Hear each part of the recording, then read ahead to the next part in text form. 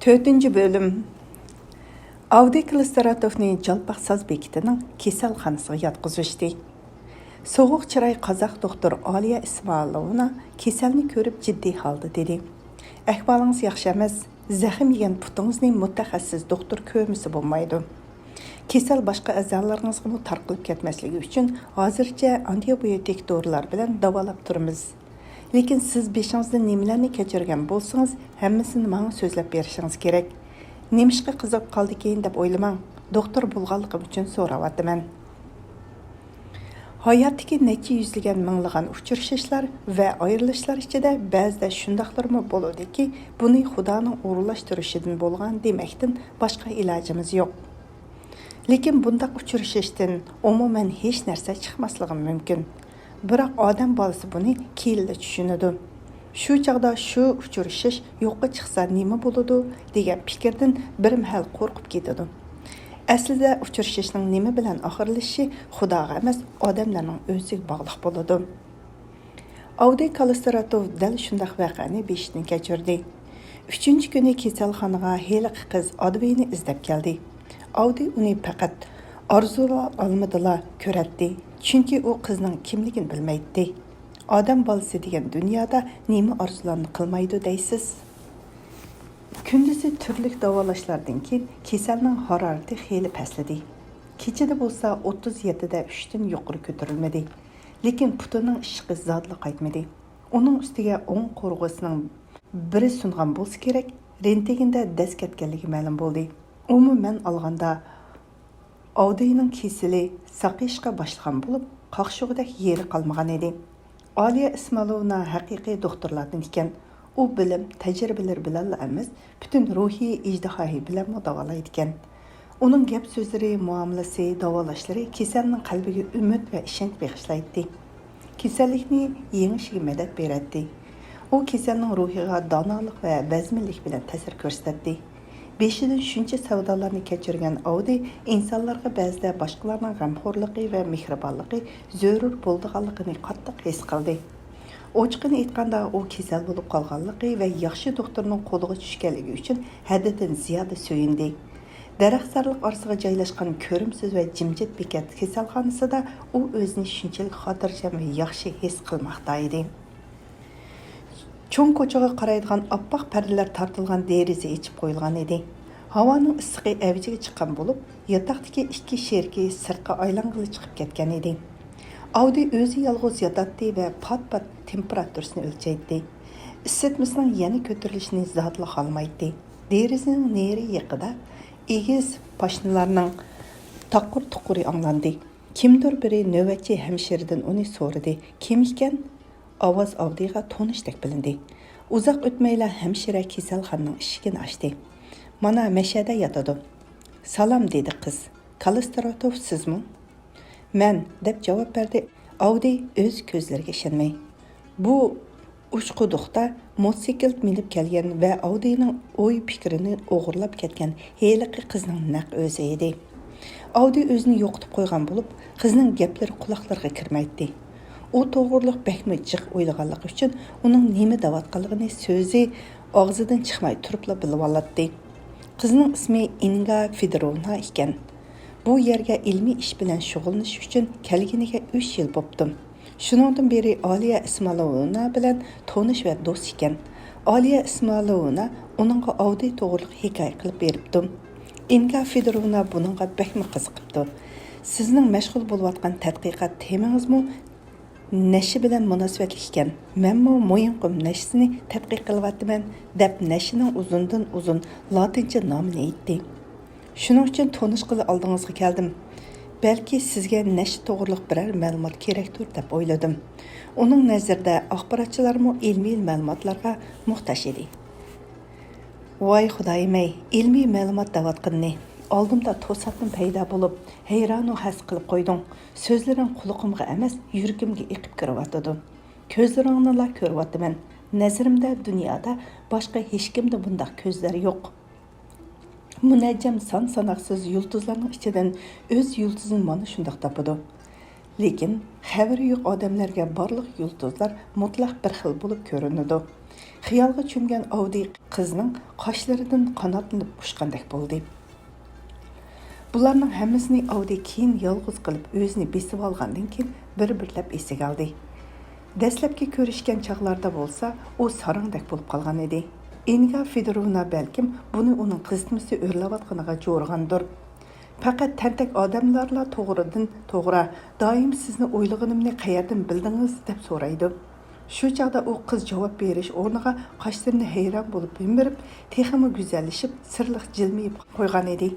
Agar qiz ashu bema'ni massi yo'q so'zlarni yengil taklik va yoki paskashlik deb qaragan bo'lsa, Audi u chaqda o'zini hech qachon kechirmagan va umr bo'yi qag'ab o'tgan bo'ladi. Lekin Xudoga shukr, qiz uning so'ziga to'liq ahamiyat berib ketmadi. Buningga adab ikrom yo'l qo'ymadi. Shuningdan keyin ular qizning uchquduqqa mototsiklda borganligini, birinchi qatim qanday ko'rishganliklarini kulib eslashdi. Audi shu unutilmas uchrashishdan bir kun keyin cho'lda Petruxa va Linko degan choparman bolalar bilan tik uchar aeroplandan qochib o't cho'plar ichiga mükkelliklerini so'zlab berdi. Inga Fedorovna qetib kuldi. Ma'lum bo'lishicha, Inga Fedorovna Toshkentdan kelgan maxsus ilmiy tekshirish atridi bilan tik uchar aeroplanda birga uchgan ekan.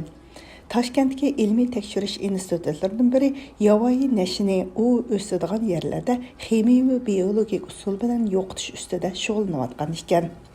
Shu chaqda Audiga chekimlik bilan bo'lgan kurash ikki taraflab ilib berilayotganligi ayon bo'ldi. Ham bangilikini yo'qotmoqchi, ham zaharlik o'simliklarni yo'qotmoqchi. Lekin buni hal qilish dunyoning hamma joylarida oson emas o'xshaydi. Inga Fedorovnaning tonishtirishicha, nashning o'sishi va ko'payishiga yo'l qo'ymaydigan ximiy dorilarni tepish qiyin emas ekan. Ammo bu usul nashidan bettarak falokatga sababchi bo'ldi ekan. Yerni xarob qildi ekan. Yer kam bo'lganda 200 yil qadin chiqadi ekan. Nashkashlikka qarshi kurash qilish yo'lida tabiatni xonavayron qilishmi aqlli ish emas. Inga Fedorovna ilib berayotgan ilmiy tekshirish doirasiga ashu murakkab tabiat sirlarini ichishning eng aqlli yo'llari va usullarini tepishmi kerakdi. Voy xudoyim-ey, deb o'ylaydi Audi. Agar tabiat fikr qilish iqtidoriga ega bo'lgan bo'lsa, o'zligidan o'sayotgan giyohlar bilan insonning ma'naviy buzilishi o'tirsidagi dahshatlik o'zaro bog'lanish uning yelkasiga qanchalik og'ir yuk bo'lib tushgan bo'lar edi-ya. Audi Kalistoratov Inga Fedorovna bilan o'zining o'tirsida tug'ilgan munosabatni taqdirimdagi yangi davr deb atadi. Buningda hech qanday mubolag'a yo'q edi. U ona shahriga qaytib kelib, ertasiga qizga uzun xat yozdi. Bu mayli yo'lda poyezd 5 daqiqadan ko'p to'xtagan har bir bekatdan otkritkalarni yezib avatganligini demamsiz dedi. Bu oddiy oshiq mashhuqlikqa o'xshamaydi. Audi o'zining hayotlik yo'lida Inga Fedorovnani uchratgandan buyon shunchalik hayajon va iztiroblar ichida yashadiki, bularni zodla aqliga sig'dirib bo'lmaydi. U qizga munda xat yozdi. Mang nima bo'lyapti degan hech aqlim yetmaydi. O'zimni vazmin ig'ir besiq odam deb hisoblaydim. Aqlimmi, tuyg'ularimmi roman va joyida edi. Endi bo'lsa hatto nima qilayotganligimni o'zimmi bilmayman. Darvaqa hech narsani bilishni, tahlil qilishni xohlamayman. Nemishqa shundoq hayronman. Beshimga xuddi tog' ko'shgandek baxt yog'di. Men bu ko'shkunning ostida qoldim. Oppoq qor tog' ko'pkini bo'ldi yo'lida yo'liqqan jimiki narsalarni surib o'ziga qo'shib ketadiganligini bir hujjatlik filmda ko'rgan edim. Shundoq kuch mening ustimga yog'di. Dunyoda bundoq baxtiyor odamdan boshqasi yo'q. Ham bo'lmaydi. Omadim bor ekan. Men xuddi nag'risini chelib o'yinga tushayotgan yovvoyi odamga o'xshayman. Mushu yozda beshiga yog'dirgan hamma nag'ma navolari uchun taqdirimdan roziman. U meni tirik qoldirdi. Hayotning qiynashlari va girdoblarini ko'rish imkoniyatini berdi. Bularning hammasini boshqa yana qayerdan ko'rish mumkin? Men bir shaxs doirasidagi muhabbat, haqiqatan ma'naviy inqilob. Shundoq ekan, qani yashsin ma'naviy inqilob, yashsin hammani supurib tashlag'uchi va yengilg'uchi ma'naviy inqilob demoqchi bo'ldim. Tutam yo'q so'zlarim uchun kechir Inga. Lekin men seni suyman. men uchun qanchalik aziz ekanligini ifodalab berolmayman. Buningga so'zimmi, kuchimmi yetmaydi. Inga apu qiling. Sal oromimni ilib olay. Tahrir bo'limiga bordim. Hammasini ola qo'ymay so'zlab berdim. O'chirikni yezishni tezlatgin davotadim. Balki shu muhim temada bir turkum o'chiriklarni yozarman. Agar niyatim menga yo'ldosh bo'lsa, ehtimol doimliq ishlash uchun shu gazetxonada elib qolar. Lekin bu haqda gap ichishga texi baldur. Muhimi, ata yezishga o'ltirman. Safarda atday hech narsa yezib mangmadim. Hammasini bir chatdan aslab chiqishga to'g'ri keldi. Har qanday qilgandimi zahar tarqatganligi uchun eg'ir va adolatlik qonuniy jazoni kutayotgan choparmanlarning taqdiriga beparvolik bilan qaray olmayman. Ularning qismati ochiq, betalay tirik odamlar deb bilaman. Bo'libmi Linkoga ichinaman. Shakichik xarob bo'lgan bo'ldi. Bu yerda yana shu axloqiy masala to'g'risiga turibdi. Bu to'g'rida sening bilan jiq gaplashib edik. Inga, sen mutlaq haqlisan. Inga, yer sharining har qanday nuqtasida yuz bergan har qanday insonning har qanday jinoyati, har qanday yovuzligi, garchi biz buningdan bexabar bo'lsakmi va buningdan noiti yiroqda tursakmi, bu haqda hech narsa bilishni istamasakmi, baribir hammamizga taalluqdir. Yo'shirib o'ltiradigan yeri yo'q. Gohida masxara qilib kulib qo'yamiz. Qaranglarchu, bizning rahbarlarimiz qanday ahvolga tushib qopti deymiz. Lekin gazetlarimiz mamlakatimizning sirtida bo'layotgan jinoyatlar to'g'riliq yezib to'g'ri qilyotdi. Buning o'ziga yarasha cho'nqur ma'nosi bor. Aslidan olganda dunyoda inson yelkasiga tushgan hamma eg'irchiliklarning o'z tangpungligi mavjud. Olamda birdan bir fikr qilguvchi narsa odam va odamlarning mana mushu xislati. U bizning xohlamasligimizdan qat'iy nazar ularni bir-biridan ayirib turgan barliq narsalarga qaraganda afzalroq. Hamma qarmaga qarshiliklarımizga qaramasdan biz eng oxiri ana shu fikrga kelamiz. Yer yuzida aql idrok tantanisi shu bo'ladi. Inga shuningdan nihoyat xushalmanki, meni hayajonga va tashvishga selayotgan narsalar haqida sana bemalol yezishim mumkin. Chunki meni tushunasan. Men buningga ishonaman. Üzüldürmey xat yezayverib jiningga tegib ketimman mumkin deb qo'rqaman. Qanday qilay? Yozmay tura olmayman. İlacım yo'q. Aksicha bo'lsa chiday olmayman. Fikru xiyolim senda. Doim sening bilan birga bo'lishni istayman. Gohida qini yana mo'yin qumga berib qolsam, musiqilda uch quduqqa kelganingni yana ko'rsam deyman. Sen meni shu chog'dala asir qilib olgan eding. Dinni isloh qilish ideyasini qizg'in himoya qilgan meni asir qilib olgan eding. Shu yerda seni ko'rib, shunchalik lol bo'lgandimki, helimi aslasam yurkim gupildab urib ketadim. Sen misoli zamonaviy liboslarda oydin tushgan parizoddak bo'lding. Mana shularni eslab o'ltirib shu yerda choparmanlar bilan to'qinishgan chig'imda inson azob oqibatlarining jiq tarozlarida mayli zig'irdak bo'lsa-mu yomonlik ozayib, yaxshilikning hammasi kichkina bo'lsa-mu ko'payishga xizmat qilmaganligimdan o'kinmoqdaman. Ularni Xudodan qo'rqudi deb o'yladim, lekin ularning xudosi pul ekan. Mana hozir shu choparman bolalarga qanday yordam berish mumkin degan fikr meni qiynaydi. Taqdir ekan, ularga duch keldim. Ularning orasida bo'ldim. Men eng oldi bilan tov tazarrurini nazarda tutibdiman. Ularga tova qilish yo'lini ko'rsatmoqchidim. Tova insoniyat ma'naviy tarixining eng ulug' ne'matlaridan hisoblandi. Zamonimizda uning sunuq barmoqchilik e'tibori qolmadi. Lekin odam tova tazarrursiz odam bo'lishi mumkinmi? Hoyi hadda harakatlarda, hoyi o'y fikrlarda, hoyi o'zini qiynab o'rtanishlarda, hoyi iztirob pushaymon qilishlarda aybi va xatoligini tan ilib larziga tushmaguncha va ko'zi ochilmaguncha insonlar bo'larmi? Haqiqat yo'li kamolatga yetishning kundalik yo'lidir. Ah Xudo, yana shu koni gapga tushib ketibdiman-ku. Meni kechir Inga. Yurkim qinidan chiqib ketyapti. Chunki faqat seni o'ylayman. Nazarimda sana aytmasam bo'lmaydigan gaplarimning 100 mingdan birini aytib ulguradigandak emasman. Qani seni tezroq ko'rsam, o'ylab baxsam, ko'rishmaganimizga bir hafta bo'pti. Bakmu seg'indim. Qalbim tinmasdan o'rtanadi. Boshqa hayot tashvishlarining hammasi mening oldimda o'z qimmatini yo'qotdi. Hech nimaga arzimaydigan narsa bo'lib qoldi. Ajoyib ish. İyul oxirlashdi. Bir kuni geziz takrir bo'lmadan ko'nglim g'ash bo'lib chiqdim. Yuragimga qilsig'maydi. To'satla cho'l o'chiriklarimga muharrirning munosabati o'zgargan edi.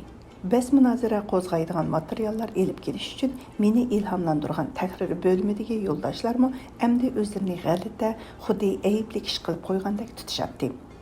Bularni ko'tirish menga og'ir keladi. Kishilar oldimda o'zlarini gunohkor deb his qilsa, buningdan shunchalik azoblanamanki, ularni vijdon azobidan patroq qutuldirishning peyiga tushaman. Meni ko'rganda qisilib tortinib o'ltirmasin deyman. Aksicha ularning aybi uchun o'zimni ayblik deb hisoblashga boshlayman. Takrir bo'lmadim chiqib ketib etib, bu yerga endi qadam bosmayman. Ko'zlarga sat ko'rinib nima qilaman? Kerak bo'lsa chaqirtishar deb o'yladim. Agar chaqirtmasa yana o'zlariga omonat. Bo'lmasa bu ishdan hech narsa chiqmaganligini va umid yiplarining uzilganligini bilmayman-ku. Rusiyada yozning eng go'zal chog'lari edi. Men cho'ng ko'chalardan o'tib ketayotdim. Ichimga chiroq yoqsimi, yo'rmaydi. Cho'l o'chiriklarini yezish uchun qanchalik kuch-quvvatimni sarf qildim. Ularda puhralarim sufati bilan qayg'uliq kayfiyatimni bayon qilmoqchi bo'ldim.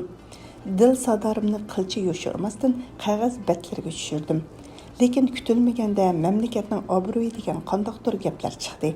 O'ylab beqinglar, biz o'zimiz nimani yo'shirmiz?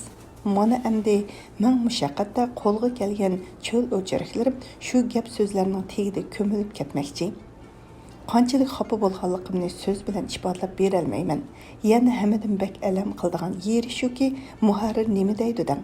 Balki bularning hammasini rahbariy organlarga ma'lumot tariqasida yezib berish kerakdir. Ular zo'rur choralarni ko'rar. Men taqdim taq bo'lib e'tiroz bildirdim. Biz qachongacha o'zimizni, hatto falokatlarimizni boshqalarnikidan yaxshi deb ishondiramiz. Buning bilan falokatning nima aloqasi bor deb qopqini turdi muharrir. Aloqasi shuki, nashkashlikmi ijtimoiy falokat dedim men. Men chiqib ketdim. Faqat Inganing xatlarla ko'nglimga yo'ruqlik elib keladi. Uni seg'inib ko'rgim kelsa, darhol xatlarni takror o'qiydim. Qalb qatnashishi bor. Men buni ishlayman. Bo'lmasa meni tinimsiz o'ylarga salgan, qiynagan, hammadan bek hayojonlantirgan va tashvishlantirgan narsalar to'g'risida uning xatlarida burunroq gap ichilganligini qanday tushuntirish mumkin? Bu xatlar menga umid va ishonch bag'ishlaydi. Yo'q, qismat meni oldimidi, meningdan kelmadi. Hozirgi zamonning yosh juvonlarga menga o'xshashlar yoqamdi zodi. Men adab axloq haqida koni tushunchalarda yurgan, omadi qochgan, ta'limi o'ngdan kelmagan chala savat bir laqvom edim. Botir qomatlik, jasoratlik yigitlarga tanglishalmamdim. Biroq Inga xatlarda menga shunchalik ishonch bildirdi, hurmat, iltifot ko'rsatdi. Eng muhimi, qalbining moyilligini ochiq ifodalaydi. Buningda men qanotlangandek bo'laman. Ko'nglim ko'tarildi. Ingamni uchratganimdan shunchalik shod va baxtiyorman. Muhabbatning ulug'ligimi shuningda, bir-biriga tinimsiz talpinishida emasmi? Hozirgacha hech qanday turmush masalalarini tilga olgudek bo'lmadik. Shuningga qaramay, bunday tashvishlarning borligi va ularni yechish zarurligidan xushal edim. Men muqim daromadi bo'lgan aniq bir ishning peshini tutishim kerak edi. Mushu kungacha otamning kona kitoblarini setib jinimni beqib kelgan edim va buningdan hadidan ziyoda siqilatdim. Men Osiyoga Inganing oldiga berish xiyolida edim. Shu yerda ishga o'rinlashsam, yildiz tarsam, doim uning yonida bo'lsam deydim. Uning tekshirish atritiga yordamchi ishchi bo'lib kirishga, tadqiqot ishlarini muvaffaqiyatli olib berish uchun yordamlashishga tayyor edim. Bir tarafi bu tadqiqotlarga endi farqsiz qaray olmaydim. Ikkimizning umumiy manfaati shu yerda birlashadi. Men nashkashlikni axloqiy va ma'naviy yo'l bilan yo'qotishni ko'zlaydim. U bo'lsa, u masalani ilmiy jihatdan hal qilish ustida ishlaydi. Uning o'z ishiga berilganligini ko'rib zo'qim keladi. Vaholanki uning xizmati unchalik diqqat e'tiborga ilinmaydi. Uningga shon shuhratmi keltirolmaydi. tez ko'tarilish uchun palampaymi bo'lmaydi. Ochiqini aytganda, Inga yovvoyi holda o'sadigan kandirni yo'qotishdak ilmiy masala ustida jiddiy tekshirish ilib berayotgan birdan bir kishi edi. Uning o'zi shu yerlik Jambulliq edi. Toshkentda o'qigan edi. İlmi ishning dal mushu sohasini tanlab olishida albatta mushularning hammasi ma'lum darajada o'z ta'sirini o'tkazgan edi. Inganing hayotida o'ziga yarasha peshkanliklarmi yo'q emas edi. Uning oldingi eri harbiy ushquchi bo'lib, 3 yildan beri birga turmaydi. Inga o'g'il tuqqandan keyin ajrashib ketgan edi. Ushquchi hozir boshqa biriga uylanmoqchi bo'lib yuradi. Shuning uchun Inga bilan oxirgi qitim uchrashib, hamma ishni bo'libmi o'g'lining taqdirini hal qilishi kerak edi. Kichik Igora Jambulda buvisi bilan mo'misning qo'lida doktorlar oilasi tarbiyalanmoqda edi. Lekin Inga o'g'lining doim o'zi bilan birga turishni istaydi.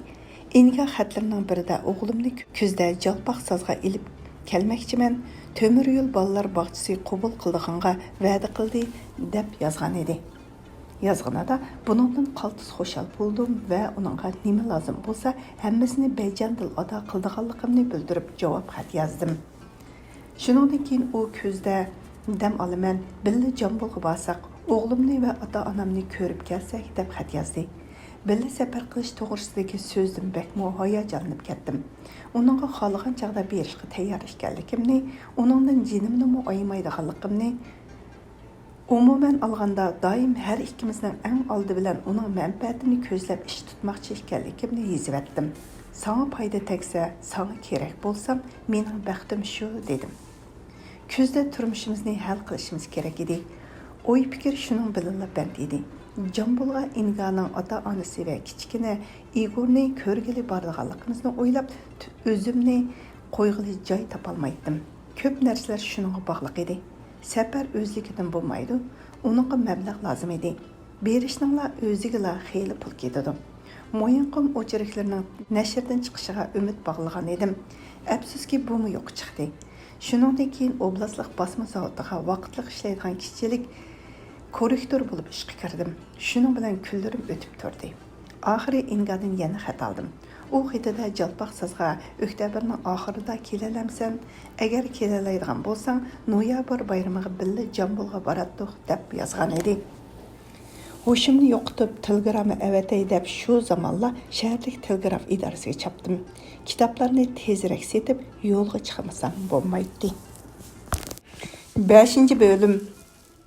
Obur Kandalov Mo'yinqumda kiyik qirg'iniga odam izlab vokzalni aylanib yurganida Audi Kalaslarovga uchrashib qoldi. Bu ishni Obur Kandalovga topshirgan kishi ishning ipi-jipini bildi ekan. Kandalov ko'pni ko'rgan odam. U temir yo'l o'tdan mudofialanish idorasiga boshliq bo'lib o'rlashib olgan. Ilgari harbiyda, yana kelib jazo lagerda xizmat qilgan. Buning aloqasi nihoyat zo'r. U cho'ldagi oldirash tadbirga nihoyat loyiq edi. Buningda Kandalovmi ba'zi narsalarni ko'zlab qo'ygan edi. Oblast boshqarmasiga go'sht topshirish planini bajarishga yordamlashsam, o'zimni xeyli ko'rsatib olaman. Ayrim oblast idoralarining qo'llab-quvvatlashi bilan partiyaligimni asliga keltirib olaman deb mo'ljallaydi. Uni qandaqdir pul, mol o'g'irlaganlik uchun yoki ig'ir jinoyatchilarga yo'l qo'yganlik uchun partiyadan chiqarib etgan emas, uning davlatga qilch ziynimi tegmagan. Kamdan kam uchraydigan qilmish bilan qo'lga tushgan. U jazo lagerida jinoyatchilarni o'zi bilan birga yetishga, huquqidan foydalanib, ularni bechvazlik qilishga majbur qilgan. Xolos. Xo'p, harbiy safda muddatni oshirib xizmat o'tayotgan stajni gunoh o'tkazib qo'yibdi. Ideya jatda xavfli ba'zi shaxslar bo'libmi xilma-xil diniy mazhabdagilar va nashkashlarni bechvazlikqa zo'rlabdi. Shuningga shunchalik qilib ketgan bormi? Ularga ish og'itib o'tirishning nima hojati? Qachongacha shu ish tufaylidan dumbayib yetavergulik? Xotinining tashlab ketganligining o'zi yetib oshmamdi. Haraq issa ichibdi, lekin hozir ichmaydigan kim bor?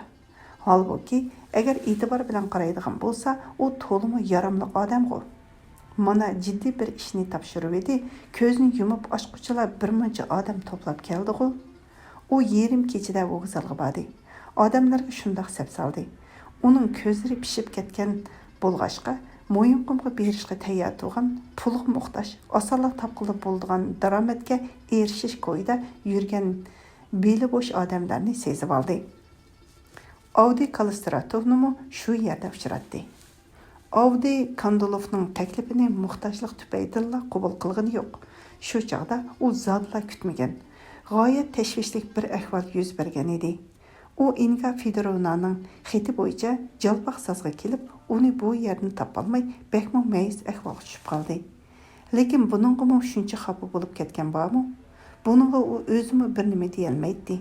U aeroplanda keldi. Aeroplanga o'tirish uchun Moskvaga bordi. Kun bo'yi paypaslab yurib, bilet topdi. Olmaotadan bu yergacha poyezd keldi.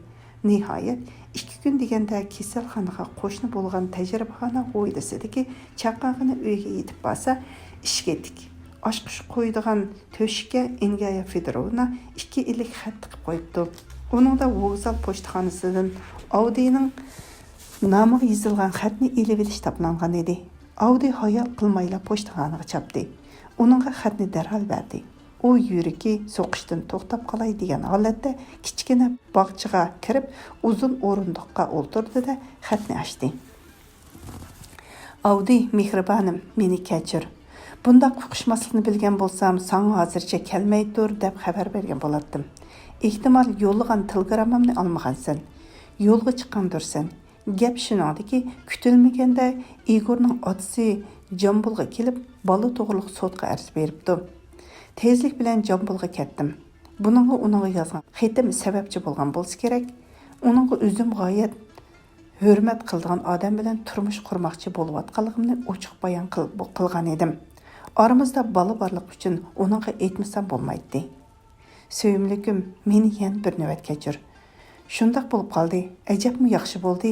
Adi bo'lamdi, o'gim baribir bu masalani hal qilish kerak edi. Putilgan ishning putib turgani yaxshi. Sen kelganingda ishik etik bo'ldi. Oshqishni tajribaxonadagi qizimiz Savla Alimonovaga qo'yib ketaman. Bekmi yaxshi qiz. Tajribaxonimizning nadaligini bilsan-ku, uningdan oshqishni elib, meningida bemalol turavergin. Hech narsadan qisilma. Meni kut. Afsuski, Oliya Ismoilovna dam ilishga ketgan. Bo'lmasa uning bilan paranglashib turishim mumkin edi. Ajoyib ayol. U seni naydi hurmat qildi. Ishlarim bir haftada bitib qolar. Buningdan keyin bizga hech narsa to'salg'u bo'lmasligi uchun qo'limdan kelishicha harakat qilaman. Kichkina Igorni ko'rishingni orzu qilgan edim. Meningcha u ikkinglar inoq bo'lib ketisizlar. Hammamiz birga tursak deyman. Uninggacha burun aytganimdek, ota-onamni ko'rib kelsak, sen Fedor Kozmich va Veronka Andreyevna bilan tanishib olishing kerak. Söyünlükim Avdiy, ranjima va ko'nglingga olma. Hammasi joyida bo'ladi. Sening Ingang. Haras, agar ishdan tushgan chaqlarda kelib qolsang, Olimboyevaning adresi Abay ko'chasi 41. Erning ismi Davurbek Eksanovich. Avdiy xatni Xo'di kanalda o'qib chiqib, o'yga cho'mdi. U hang-tang bo'lib qoldi. Hech kutilmaganda ish tamoman boshqacha tus elishga boshlagan edi. Avdiy oshqish izlab bormadi. Kutish zalda obdan o'yinni bilish qaroriga keldi. Tonish kasalxona atrofida aylanib yurdi. Ondan bekat bilan shaharcha o'tirsida yolg'iz oyoq yo'l borligini ko'rib, uningda u yoqdan bu yoqqa mengishga boshladi. Cho'lga kashko'z kirgan edi. Xeyli salqin tushgan. Mamuqdek, ukkudak bulutlar xuddi dengizlarning yiroqdagi oq bujg'ullaridek oktabrning bo'zrang tus olgan osmonini qoplagan edi. Daraxtlarning yo'pirmoqlari to'kilib bo'lay degan edi. Qo'ng'ir yo'pirmoqlar shildirlashatdi. Etizlarmi yig'ishtirilgan bo'lib, yalang'ochnib qolgan edi. Jalpoq sazning ko'chalari vuvuldab turardi. Zerkarlik edi. Havoda o'simliklarning to'zallari uchib yurardi. Odamning yuziga chaplashatdi. Bularning hammasi Avdiyni g'amga battirdi. O'zining texnikaviy qudrati bilan bepoyon cho'ldan o'rin olgan stansiyani hamma yoqdan guldirlagan, taraqlagan ovozlar cho'mkib olgan bo'lib, hayotliq tomirlari to'xtamasdan gupildab so'qib turardi. Ko'z yetkisiz to'mir izlarda poyezdlar u yoqdan bu yoqqa mang'atdi. Odamlar o'tishardi. Radiodan boshqaruvchilarning ovozlari cho'lga xirildab tarqalib turardi. Avdiy ashu yoz kunlarini, Chaparmanlar voqeasining oxirgi damlarini yana esladi. Shu esnada Audi yana necha rat Tova tarazi to'g'risidagi xiyollarga qaytdi. U qancha ko'p o'ylagan sari shuncha ko'p ishonch hosil qiladi. Tova bu turmush tajribalari ko'paygan sari ish beriladigan vijdon qimmatini, qo'lga kirgiziladigan qimmat, inson aql idraki tarafidan tarbiyalanadigan, parvish qilinadigan qimmat ekan. Pushaymonlik hissiyoti odam bolasidan boshqa hech kimga berilmagan. Tavba qilish inson ruhining o'z-o'ziga bo'lgan abadiy to'xtamaydigan va qutulmoqi tas bo'lgan bir qarshi. Buningda shunda xulosa chiqarishga bo'ldiki, o'tkazgan savarligi yoki jinoyati uchun berilgan har qanday jazo jinoyatchini pushaymonga selish kerak. Aksicha bo'lganda buning vahshiy hayvonni jazolashdan hech qanday farqi qolmaydi. Audi shularni o'ylagan peti vokzalga qaytdi. Esiga heliqi ochig'i yomon leytenant tushib, u meni aslamdikin Petruxa Linkoga o'xshash nashi yiqquchilarning holi nechimkin degan xiyolda leytenantni ko'rmoqchi bo'ldi. Buni bilmoqchi bo'lganligining boshqa bir sababim bor edi. U xuddi osmonning chetida turilib kelayotgan qor bulutlardek o'zini tinimsiz o'rtab, bearam qilayotgan Inga Fedorovna to'g'risidagi xiyollardan jonjakli bilan qutulishni xohlaydi. U o'zining butun hayoti va kelajagini endi shu narsa bilan o'lchaydi. Uning taqdiri yiroq Jambulda ishning qanday ketayotganligiga bog'liq bo'lib qolgan edi. U bu yerda amalsiz edi. Shunday ekan, buni o'ylamaslik, yopirilib kelayotgan xiyollardan neri qochish kerak. Afsuski, Audi ochiq yomon leytenantni topolmadi. Audi saqchi bo'limning eshigini taqildi dedi, bir xodim chiqdi. Nima deysiz? Bir leytenant bilan ko'rishmoqchidim deb tushuntirishga boshladi. Audi buningdan hech narsa chiqmaydiganligini sezib tursin. Kim u? Bizda leytenant degan jiq. Afsuski, uning ismi sharifini bilmayman, lekin ko'rsam taniyman. Ishingiz bormi? Nima desam bo'ldikin, paranglashmoqchidim. Saqchi xodimi uningga qiziqsinib qaradi. Mayli, qarab boq. Leytenantni toparsan balki, dedi ondan uni sallab.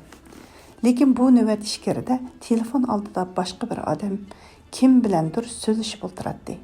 Audi o'zir so'rab chiqib ketdi. U chiqib ketib, ilgari qo'lga tushgan jinoyatchilar o'ltirgan to'siqning keyniga ko'z yugurdi. Qafas bo'sh edi. Audi yana hollar holmayla yurgini o'rtgan xiyollar dengizga cho'mdi. Ingaga nima bo'ldi? Uning Inga tashlab ketgan oshqushni zodlab berib olg'isi kelmaydi. Inganing huvlab turgan uyda yana yolg'iz, azobliq o'ylar iskanchasida puchildiganligini, o'zini haddidan ziyoda yolg'iz his qildiganligini biladi. Agar Inganing ahvolini, uning qachon qaytib kelishini bildigan bo'lsa, vokzalda o'ltiribmi kutaveradi.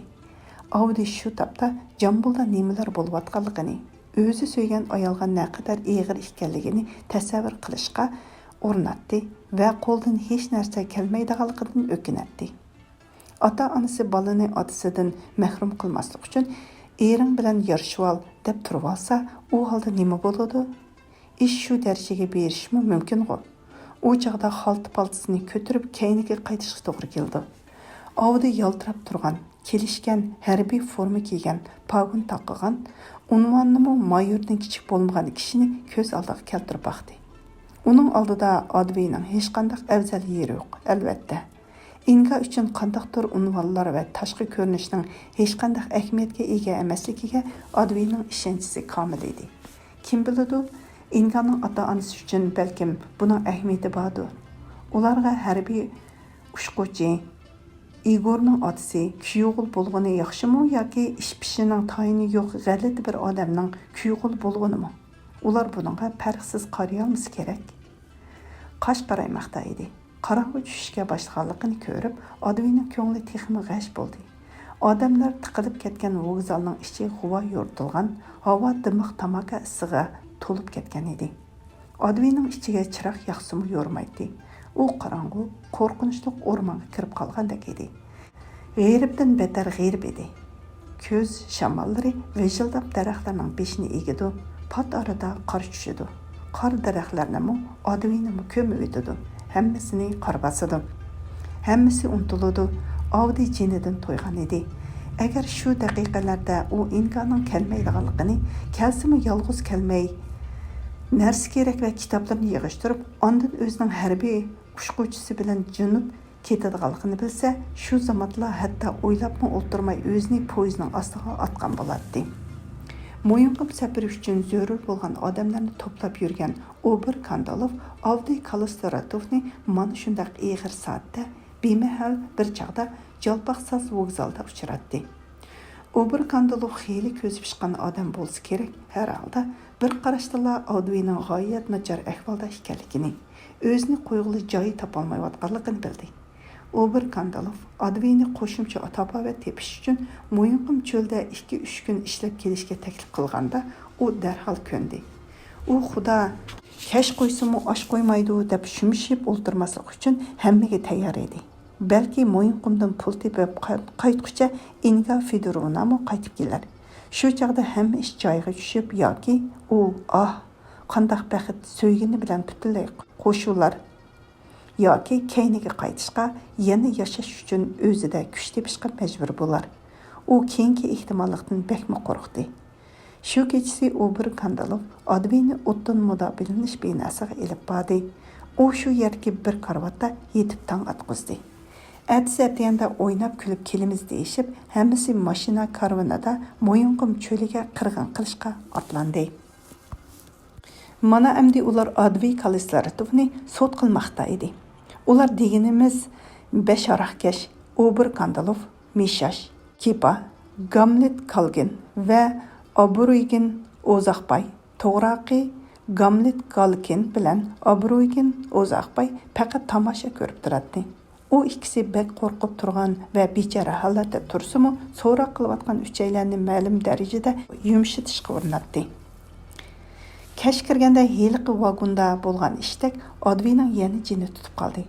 Shundan keyin o'ch ilish boshlandi. Mo'yinqumdagi kiyiklarga uyushtirilgan qirg'inchilik Avdiyga shunchalik qattiq ta'sir qildiki, u shu an bu qirg'inni to'xtatishni talab qildi. Vahshiylashib ketgan ovchilarni tova qilishga undadi. Xudodan kechirim so'rayli, dedi Gamlet Galkin bilan O'zaqbayga. "Menga qo'shilinglar" deb e'landi. Uchaylan bir bo'lib Obir Kandalov bilan uning malaylarini tashlab ketayli. Jahonga jar salayli. Har birimiz Xudoni, Alloh Karimni o'ylayli. Uning cheksiz mehri shafqatidan umidvor bo'layli. Jonliq tabiatga yetkazgan ziyon zahmatimiz uchun, qilgan gunohlarimiz uchun uningdan mag'firat tilayli. Chin dilimizdan tova tarazi qilsak, Xudoning hurmatiga erishishimiz mumkin dedi. Avdiy vaqiraydi. Qo'llarini osmonga ko'tardi. "Menga qo'shilinglar, yomonlikdan poklanayli, istig'for etayli" deb yalvaradi. U ochiqlanadi, bema'ni va kulgili bo'lib ko'rinadi. Xuddi oxir zamonning kelganidan xabar berayotgandek hurkiraydi, nola faryod qiladi. Nazarda hamma narsa zulmat o'nkiriga, jahannam yolqulur ichiga yiqilayotgandek qiladi. U bel og'ritmay pul tepish uchun kelganlarni Xudo bilan yarashtirmoqchi bo'ladi. Ko'z yetmas Mo'yinqum dalalarida avish ilayotgan qirg'inchilikni to'xtatishga undaydi. Lekin hamma narsadan qudratli bo'lgan mashinalashgan kuchlarga uning qurbi yetamdi. U yengili bo'lmaydigan narsani yengmoqchi bo'ladi. Shuningdek, ular uni Mishashning maslahati bo'yicha org'amchi bilan chirmab bog'lashdi-da, mashinaning ko'zibiga o'lgan qora quyruqliq ustiga tashlashdi. "Mashada yot, onangni. Qora quyruq bilan bir go'rda yot" deb vaqirdi Mishash qattiq bo'g'ilib. "Xudoyingni amdi qishqar. Chaqirg'iningni anglasa, oldinga tushar balki u onangni." Tun kecha Mo'yinqum osmonida oy parıldaydi. Hamma yoq qonga patgan edi.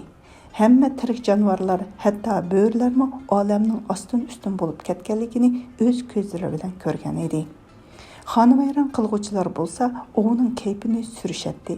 Faqat Mo'yinqumga jabo tortib kelgan Adviylar osmonga tikilguncha yig'lab yotadi. Uni sud qilishmoqda edi. Mishash bilan Kipa Adviyni mashinaning ko'zibidan tortib tushirib, Obir Kandalovning oldiga so'rab kelib, yelkasidan besib mukchaydi. Obir Kandalov bo'sh yashikning ustidan puklashib ketgan yomg'irliq chopinning etaklarini ikki yoqqa yeyib, putlarini kerib o'tiradi. U mashinaning kichik chiroqlarining yo'rig'ida g'ayri tabiiy, vahimalik, so'rin chiroy va haddidan tashqari mudhish ko'rinadi. Yan tarafda sap kiyik go'shidan pishirilgan kebabning hidi urib turgan yolqin bu yerda mukchaygan, hurpaygan Gamlet Galgin bilan Obrugin Uzuqbay u ikkisiningmi kayfi bo'sh. Obir Kandalovning advini qandoq so'roq qilishni kutib, nimalarnidir deb pichirlashatdi. Bema'nilik bilan hejishadi, bir-birini turtib qo'yishadi va ko'z qisishadi. "Ha, nima deysan?" deb so'radi oxir Obir oldida mukchayib turgan Avdiga yevatkida qarab. "Aqlig'ini topdingmi? Qo'limni yeshitdinglar" dedi Avdi. "Qo'lingnimi? Qo'ling nimishqa bog'landi? Shuni o'yladingmi? Isyanchilar, fitna fasodchilar, g'ayvatchilar, tartib intizomni buzg'unchilarning qo'llari bog'landi. Tushundingmi?" Avdi g'ing qilmadi. "Mayli, yessak yeshitayli. Uningdan keyin nima qilsankin ko'ramiz" deb rahim qildi Obir. "Qani, uning qo'lini yeshinglar. Hozirla qo'li o'ziga lozim bo'ladi." "Anangni yeshib nima qiladi?" G'o'tildida norozi bo'lib Mishash Avdining keynida org'amchini yeshib etib, "Bu nimani darrov itning kuchugidek suvga cho'ktirib etish kerak. Yetti puklab yerga qo'zi qilib qiqish kerak." Avdi yelkisi va qo'llarini qanchalik uyushib ketganligini org'amchi yeshilgandan keyin sezdi. "Mana iltimosingni bejardim", dedi Obir Kandalov. "Texi vaqting bor. Hozircha men mununi ich." U Avdiga haraq to'ldirilgan istakan uzatdi. "Yoqishmayman", rad qildi Avdi. "Ishmisang ishma, qon qusqur." Obir istakandagi haraqni Avdining yuziga chechibdi. Avdi andikib yiqildi. Daldashgan peti yana o'rnidan sakrab turib ketdi. Biroq Mishash bilan Kepa yana yelkasidan besib Avdining yerga chaplab qo'ydi. "Yolg'on gap qilyapsan, onangni ichsan" deb gurkirdi Mishash. "Demadimmi? Bundaqlarni suvga cho'ktirib etish kerak. Qani Obir, haraqdan qo'y, og'zidan quymasam odam bo'lmay ketay. Ishmay baqsinchu, itdek urib o'ltirib etman." Istakan Mishashning qo'lida g'ichirlab ketdi. Girviki Avdining laviri yuzlarini tildi. O'zining qiyniga patgan va tamoqiga haraq tiqilgan Avdi beshini ilib qochdi. Mishash bilan Kepaga qarshilik qilib put-qo'llarini tepichaklatdi. "Bolalar qo'ysanglar, Xudo ko'tarsin. Ishmisa, ishmasin, o'zimiz ichimiz." Gamlet Galgin shundoq deginicha tepiyotganlarning atrofida pir-pir yugurib zarlanatdi. Obrugin Uzuqbay mashinaning kayniga qochdi. U yerda nima qilarini bilmay qo'rqib cho'chib qarab turdi. Qachay desa, texi ichilmagan shuncha haraq qilib qoladi. Qochmay desa, beshiga bola tepib oldi. Faqat Obir Kandalovla tepichaklashib dumlashayotganlarni taxtda o'ltirgandek bo'sh yashikda qimirlamay o'ltirib tomosha qilardi. Gamlet Galgin Obirning oldiga yugurdi. "To'xtat, Obir. Baraka topqur. O'ltirib qo'ysan, turmaga tushib ketamiz. Turmaga tushirmish." Kibir bilan g'udongshidi Obir. "Mo'yinqimda turma nimish qiladi? Tantak, bu yerda sot degan men. Kim biladi nima qilganini, bo'lganini? Uni balkim bo'rilar parchalayotgandir. Kim ko'ribdi, kim isbotlaydi?" Avdi hushidan ketib, ularning putlari ostiga yiqildi. Uni ikki yoqdan tepiliverdi. Ko'z oldi qorong'ulashayotgan Avdi oxirgi qitim ingani o'yladi. Uning holi qandoqdir, uni hech kim hech qachon o'zi so'ygandek so'yalmaydi. Uning qo'li butunlay bitib ketdi. Ko'z oldini tumoq qopladi. Shu chog'da xiyol orasida ko'k yolliq bo'rini ko'rgandek bo'ldi. Issiq yozda cho'lda, yovi kandirlikda ustidan yolqindek uchib o'tgan bo'ri. "Meni qutquz, bo'rijon", bu advining og'zidan chiqqan oxirgi so'z edi. U olqandoq tabiiy hissiyot bilan Akbara bilan Toshchaynarning o'z iniga yiqilishib kelayotganligini aniq his qildi. Lekin uning atrofida odamlar bor edi. Maxluqlar odamlar amdi ketishgan bo'lsa kerak deb yana qadrdan joyni panoh tortib kelgan edi. Lekin yuk mashinasi shu yerda hamon hayvat bilan qarib turardi. U yerdan vaqirash, jaqrashlar, ola to'polon ko'tirishlar, urg'an, tilg'an ovozlar quloqqa kelib turardi. Bo'rilar yana cho'lga qaytishga majbur bo'ldi. Ular demishiga tushgan holda beshi qaygan tarafga ketib borardi. Ular odamlar tufaylidan halovatidan ayrilgan bo'lib, na kechasi, na kundisi oromxo'da yurolmaydi. Ular asta so'rilib mang'atdi. Oy quyruqini qisib oqsab ketayotgan maxluqlarga mayus nurni chachatdi. Sot, targav bo'lsa davom qilyotdi. G'arq mas qirg'uvchilar Avdiyni rasa urib yer yiqitatdi. Uning əmdi bütünlüy o'rnidan turolmay yetib qolgani bilan kori yo'q edi. Qeni o'rnidan turg'ina popning o'g'li deb tepatdi uni birdan meshash, birdan kepa o'rnidan turg'izmoqchi bo'lib. Lekin Avdiy to'xtamasdan ingraytdi xolos. Quturab ketgan Uber kandulu quruq tog'ardek bo'shib ketgan Advini yerdan ko'tardi-da, yoqasidan bo'g'ib olgan peti og'zidan shalni chachirtib ho'kirashga boshladi. U ho'kirgan sari texmi betar chichangshaydi. Sen qanjuq texi bizni Xudo bilan qo'rqitmoqchi bo'lyapsan? Ko'zimizni Xudo deb o'yib olmoqchimisan? Iflos. Bizni Xudo bilan qo'rqita olmaysan. Sen o'ylagan odamlar boshqa, qanjuq o'zing kim? Biz bu yerda davlatning topshiriqini o'rindaymiz. Sen qanjuq planga, oblastga qarshi chiqyapsan. Sen iflos xalq dushmanisan. Xalq va davlatning dushmanisan. Seningdek dushmanlarga, ziyondoshlarga, og'durmuchilarga yer yuzida o'rin yo'q. Stalin kim biz bilan birga bo'lmasa, demak u bizga qarshi degan. Xalq dushmanlarini tüp yıldızını quritib etimiz, aymaymiz, düşman taslim bo'lmaydigan bo'lsa, uni pachoqlab onasining go'riga kirgizib etimiz. Armiyada bundaq so'zlar uchun ikki putug'ni bir o'tik tiqadi. Ana makonimizni seningdek ifloslardan tozalaymiz. Hey, chirkov o'g'risi, sen qilayotgan ishingni bilamsan? Sen hammani barbod qilmoqchimi? Topshiriqqa to'sqinlik qilyapsan. Hammamizning yuzini yerga qaratmoqchi bo'lyapsan. Hey, men seni xalq dushmanlari qatorida bo'g'ib o'ldirman. Xalq menga rahmat etdi. Chunki sen jahongirlikning oyg'oqchisisan. Iflos. Stalin yo'q, xohlagan ishimizni qilamiz deysan-da, ha? Hey, popning gizandisi, qani tez cho'k. Hozirla tez cho'k. Mana men sana hokimman. Xudoyingdan voz kesh, tonimayman, bilmayman da. Voz kesh bo'lmasa, do'zaxga yo'l olsa iflos. Avdi tizinib turolmay yiqildi. Uni yana ko'tirib qo'yishdi. Gap qilish iflos. Hökirdi Uber Kandalov Xudodan yuz o'ra. Ayt, Xudo yo'q deb. Xudo bor, ingridi Avdi. Ha, texi shundaqmi? Yilon chiqib olgandek chirqirdi meshash. Men demedimmi, onangni lavzidan yonmaydi deb. Uber Kandalov g'azabdan bo'g'ilib, yana Advining yoqasidan tutib silkishladi. Bilib qo'y, hey Xudogo'y, hozirla chiqqan yeringga kirgizib etaman. Zodla yodingdan chiqmas bo'ladi. Qani uni avo to'g'raqning yeniga biringlar, bu iflosni osimiz deb vaqiraydi. Uber Kandalov putining tegidan o't qo'yimiz, kuyib ketsin bu to'ng'iz.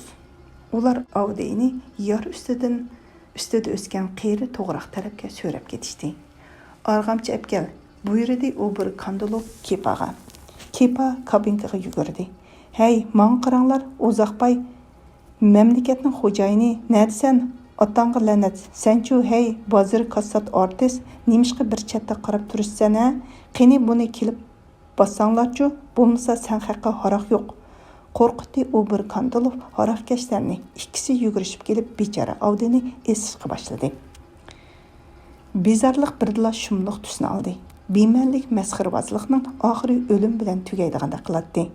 Onangni bu cho'lda mix bilan taxtay tepilmaydi da deb afsuslandi Misha to'g'raq shoxlarini qaras qurus sundirib etib. Buni taxtayga mixlagan bo'lsa qaltisish bo'ladi-da onangni. Hech gap yo'q. Uni darg'asimiz. Mixlagandek turdi, dedi Uber Kandalov. Qo'li va putidan tortib, poqidek qattirib qo'yamiz. Qimir qila olmaydi.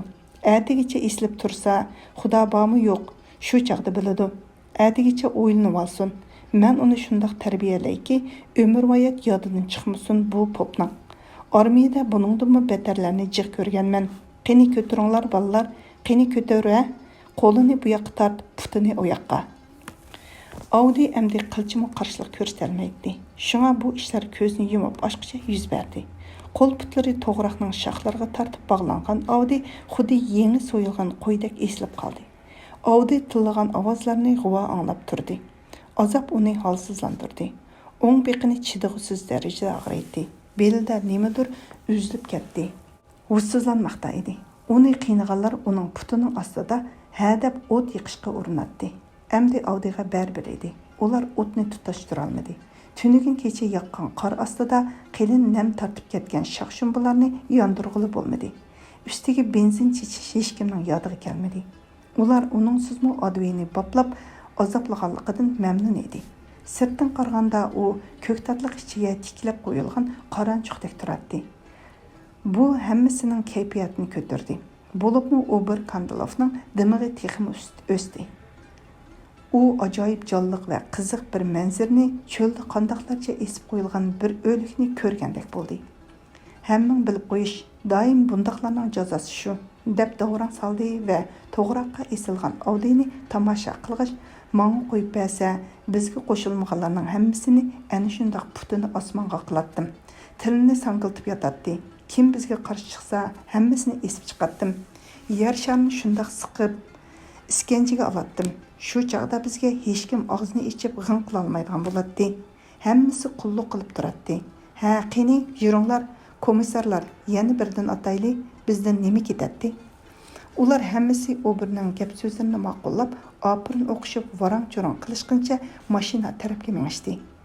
Ober yolg'iz o'zi ma'lum bir qo'shiqni g'ingshib aytishga boshladi. Galabini kiyimiz, yenimizda tapancha 1-2-1-2. Komissarning kayfi chaq ulpatlari uningga jo'r bo'ldi. 1-2-1-2. Ular ondan yana 500 gramliqdan ikkini ichib, shishsi bilanla ko'tarishdi. Bir ozdan keyin mashina chiroqlarini yondirib, asta cho'l ichiga kirib ketdi. Zimiston qorong'ulik quyuqlashdi. Atrof suv qo'ygandek jimjitlik cho'mdi. Daraxtga esilgan Audi dunyoda yolg'iz qoldi. Uning ko'kragi seqrab og'riydi, ichi ilishib, chidag'siz azoblanmoqda edi. As-hushi bahor tashqini besib ketayotgan oroldek asta-asta g'oyib bo'lmoqda edi.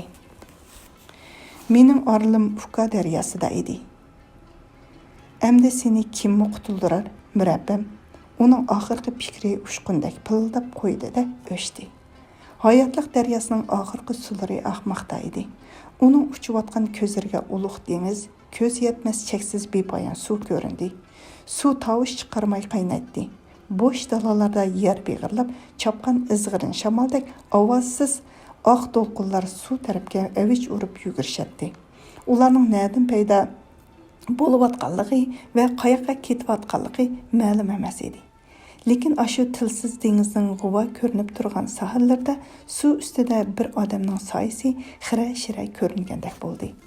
Audi bu odamni tanidi. U o'zining otasi Diakon Kalistrato edi. Shu chaqda birdilla Audining quloqiga o'zining o'smir chaqlardagi ovozi anglangandek bo'ldi. Bu ovoz uning balliq chaqlarida ko'ni pianoni oldida turib, otasiga cho'kib ketgan kimi to'g'risidagi tilovatni o'qib berayotgan ovozdek qiladi. Hozir ikkisining o'rtasidagi orliq bek yiroq edi. O'smirning ovozi jahon osmoni ustida jarangliq bir ilhom bag'ish sado bilan yangraydi. Osmon so'zilib kelyapti. Texi hamma uyquda. Sen hamma narsani ko'rguchi, hamma narsaga rahim shafqat qilguvchi va adolat beg'ishlug'uchisan. Sana ko'nglimdagi zorimni tilovat qilib aytaman. Xudoya, o'zing kechirgaysan. Seni yod etishdan burun o'z dodimni esladim. Lekin tirikla bo'ldikanman, shu tilovatni og'zimdan tushirmagayman. Sen hammaga qodirsan, haqsan, karimsan. Kechir, seni o'z arzim bilan ovora qilmoqdaman. Men o'zim uchun hech narsa so'ramayman. Menga dunyoning rohat parog'ati kerak emas. Umrimni uzatmasam mayli. Mening inson bolalarining dilini yomonlikdan xalos qilmoqdan boshqa orzuyim yo'q. Sen olamning egisisan. Dillarimizga muhr bosma, jaholatda kuydirma.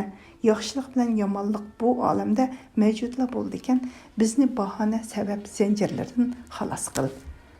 Odam bolalarining qalb ko'zlarini ochqaysan. Men o'z tilaklarim uchunla ig'iz ichishdan qo'rqaman.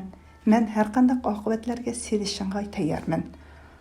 Ha jahannam o'tiga tashla, ha cheksiz saltanatingga qabul qil. Qismatimiz o'z qo'lingda, hammasi o'zingga ayon. Sana birla arzim bor, o'zga arzim yo'q. Faqat shunila o'tinib so'rayman. Mo'jizangni ko'rsat. Mayli ashu kema olamda sening irodang bilan bo'lgan kechining kunduziga olmishi to'xtabla qolmaydigan bo'lsa, kechini kecha, kunduzni kunduz demay, o'z yo'lini to'xtamay davomlashtirsin. Ashu kema top zambiraklari tiklaklik turgan peti dengizlardan dengizlarga to'xtamay uzib yursin. Dolqunlar hünkürek etib, yığılıb, onun kökrekleriga urilsin. Onun to'xtamas qudratli guldirashları doim anglab tursin. Dengizdan chachrab chiqqan tamchilar uning ustiga yaltiroq yomg'ir bo'lib yog'sin. Ashu nam ushqur zarichalardan nafas olsin. Kema tamlarning qaraslig'ini, mashinalarning guldirligini, shamolning ittirishi bilan kemaning kaynidan agashgan beliq olg'uvchilarning ahu zarlarini olsin. Bu kema ming yillardan beri u yerga hech kim yetolmagan bo'lsa-mu, ashu eng yiroqdagi dengizlarning ko'z yetmas sohillarga va u yerga nurga cho'milgan shaharga yo'l olsin. Amin. Uning ovozi yiroqlashib, pasayishib ketdi. Audi o'zining dengiz okeanlaridagi ahu faryodini angladi. To'lin ay poyonsiz mo'yinqum cho'lda to'g'roqqa esib qo'yilgan, muzlab ketib qolgan odamning teniga ko'zni qamashtirgan poqroq nurlarni kechacha to'kib chiqdi. Uning qiyofati osmonga parvoz qilishga intilgan, lekin kutilmaganda o'q tegib mollaq atgan va daraxtga ilinib qolgan, qanotlari yeyilgan ajoyib yo'g'on qushni eslatdi. Mana shu yerdan 1,5 chaqirim nerda usti berzin bilan yepilgan harbiy siyohdagi yuk mashinasi turadi. Uningda kiyiklarning ustiga o'ngdisiga tushib, qo'suqlarga milangan bir kandilovichlar uxlayotdi.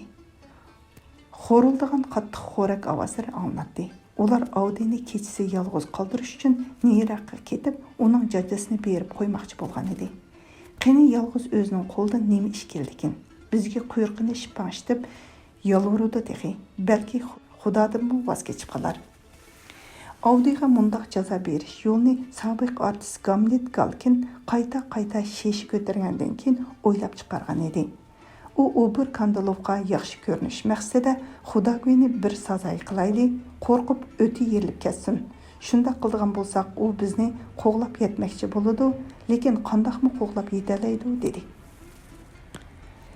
Saharda kun xira-shira yo'rishga boshlagan paytda bo'rilar asta o'zlarining iniga yiqilishib keldi. Oldida oqshomgi qosh-qoshdan qo'rsig'i ich-ichiga tortilib ketgan Akbara kelmoqda edi. Uning kaynidan hurpaygan yo'g'on bosh toshchaynar oqsoqlab qadam tashlaydi. Ularning konu qadrdan joyi insi jinsiz vuldab turadi. Odamlar kechilab allaqayoqqa g'oyib bo'lishgan edi. Lekin jonivorlar bu yerda agar shundoq tegili bo'lsa, xuddi mina ko'milgandek ehtiyotkorlik bilan urkib qadam tashlashadi. Ular har qadamda yot notunish narsalarga duch keladi. O'shgan gulxon, bo'sh tunika qochalar, sunmagan qansiq puroq chechib turgan shishlar, mashina chaqlarining izi o'rnida qolgan rezinka va to'mir qurumlari, bo'rilar bulg'ab tashlangan bu yerni tamoman tashlab ketish niyatida yer bo'yini bo'ylab ketdi. Shu chaqda Akbara birdila chopchib o'zini chetga oldi va turgan joyda qetib qoldi. Odam uningdan 2 qadam nerida qo'llarini yeyib beshini sanglatgan bir odam to'g'roqqa esiqliq turadi. Akbara o'zini chatqallarning ichiga atdi. Toshchaynar uning kaynidan sakradi. Daraxtdagi odam qimir qilmaydi. Shamol shoxlarini orlab vijildaydi. Odamning oq manglig'iga tushgan sochlari yelpinadi. Akbara yerga chaplashdi. Etilishga tayyorlandi. Uning udulda hamma maxluqlarning ichidagi eng dahshatligi, ularning beshiga shuncha kulfatlarni solgan qonxo'r dushman turadi. Akbara qahri bilan sal kayniga chekindi. U shiddat bilan sakramoqchi, odamning bo'g'ziga o'tkir tishlarini patirmoqchi bo'ladi. Shu chaqda oxirgi minutda bo'ri bu odamni tanidi. Lekin uni qachon qayerda ko'rgan? Bu yozda yovi kandirlikka borganda dush kelgan. Bolalar bilan erkilab o'ynashmoqchi bo'lgan. Akbara hamma qilib sakragan va uni oyab ustidan ortilib neriga tushgan heliqi g'alita odam u. Shu chaqda u qo'rqib ketib yerga o'ltirib olgan, yuzini qo'llar bilan to'sib olgan edi. Akbara uning hayrat va qo'rqinchda aloq-chaloq bo'lib ketgan ko'zlarini esladi. Shu chaqda u qiyp-yalang'och holda cho'lga paypaslab qochgan edi. Mana endi shu odam pakar to'g'roqqa qanotlari yeyilgan qushdek g'alati eslab turadi. U tirikmi, o'likmi, buni bo'ri bilolmadi. Odam qirmarlamaydi. Hech qanday ovoz chiqarmaydi. Beshi yon tarafga qiysilib tushgan bo'lib, og'zining bir yiqidan qon sezib oqmoqda edi. Toshchaynar odamga tashlanmoqchi bo'lgan edi. Akbara uni nerishtirdi. U odamga yiqilishib, uning yuziga tikilib qaradi va ostag'ina huvlivatdi. Halak bo'lgan ballari yodiga tushdi. Hayot mo'yin qumida ostin-ustin xarob bo'ldi. Kimga yig'lasin, kimga arz qilsin. Bu odam unga hech qanday yordam berolmaydi. Uning hayot shami o'chayotgan bo'lsa-mu, jini texi butunlay chiqib ketmagan edi. Odam eshib ketgan qapoqlarni zo'rg'a ko'tardi va asta huvlayotgan bo'riga qarab pichirladi. Keldingmi? Ondan uning beshi sangilib qoldi. Bu uning oxirgi so'zi edi. Shu paytda motorning shovqini anglandi. Cho'lda yuk mashinasi ko'rindi. U noyda yiqilib kelmoqda edi. Kabinkasining aynaklari xira yaltiraydi. U bir kandalovichilar jinoyat o'tkazgan yerga kelmoqda edi. Shu chaqda bo'rilar birdanmi hayol bo'lmay, lokuldab qadamlarini borgan sari tizlatib, bu yerdan bosh ilib ketishdi. Ular keyniga qaramaydi. Bo'rilar ulug' mo'yinqum cho'llarini butunlay tashlab ketmoqda edi. Akbara bilan Toshchaynar aldash bo'yidagi qumushliqlarda to'p-to'g'ri 1 yil turmush kechirdi. Shu yerda ular yana 5 bola ko'rdi. Bo'richaqlar xiyli cho'ng bo'lib qolganda qumushliqqa tuyuqsiz o't ketdi. Tağda yangi kan ichilgan bo'lib, uningga boradigan yo'l mushu qumushliqdan o'tish kerak edi. Uni ko'ydirishga to'g'ri keldi. Aldash ko'li bo'yidagi 100 chaqirimlagan yerlarga so'zilgan qadimiy qumushliqning ko'li ko'kka so'rildi.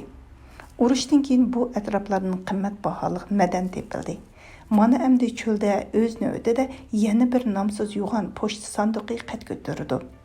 Bundaq chaqlarda gap az uchraydigan va qimmatli xom ashyo bilan munosabatli bo'lg'achqa qumushliq turmoq, hatto kamdan-kam uchraydigan ko'l yo'q bo'lib ketsa-mu, hech kim hech narsa qila olmaydi. Uni elish uchun yer sharini tovuzdek tilib tashlashmi hech gap emas. Qumushliq birdilla o't olsin degan bo'lsa kerak, oldi bilan qumushliq ustidan olqindoq yiqilg'u chechib, aeroplanlar pastlab uchib yurishdi. O't kechisi qo'yildi. Yiqilg'u chechilgan qumushlar birdilla güp qilib o't oldi va xuddi qilin o'rmondek dahshat bilan yenishga boshladi. Yolqin ko'kka taqashqudek ko'tarildi. Yerni qishdagi tumonlardek qo'yiq qora isti qopladi. Bo'rilar o't taptini sezgan hamon qumushlarning har tarafdan kuyayotganligini ko'rib, bo'richaqlarni qutuldirish uchun o'zlarini u yoqdan bu yoqqa urishga boshladi. Bolalarni tishlab birdan u yerga, birdan bu yerga ko'tirib o'tishdi. Aldash bo'yidagi qumushliqlarda qiyomat qoyim bo'ldi.